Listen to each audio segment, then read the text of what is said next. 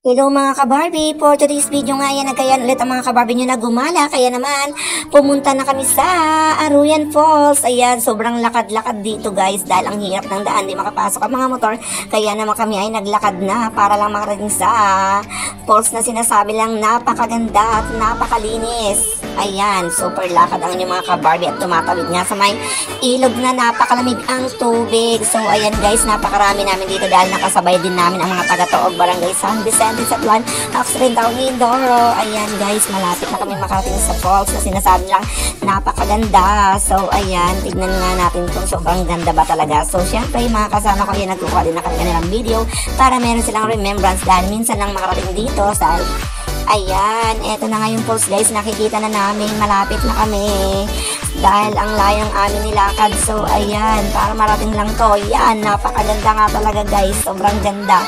Naligo na agad yung aming kasama, init na init sa paglakad. At ayan naman yung iba, nag-picture pa. O ayan, puro taga-Toog talaga yung tao dito guys.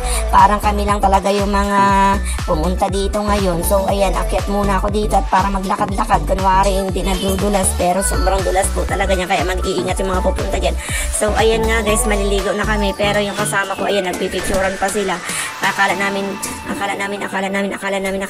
kami lang, pero ayan, ang dami talaga, kaya naman di ako nagsataswin kaya naghubad na lang inyo ka-Barbie. Ayan nga, maliligo na ako, kaya naman picture muna, o diba?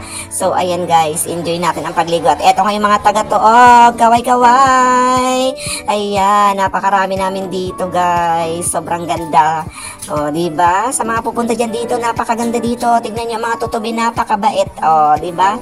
Dumadapo ng kusa sa aming mga daliri, diba? Sana all, napaka-friendly na kanilang mga tutubi, o diba? Ramdam nila kami butterfly. So ayan guys, maliligo na inyong ka-Barbie, kaya naman maraming salamat sa nanonood. Thank you for watching and God bless guys. Bye bye muna, maliligo muna ako.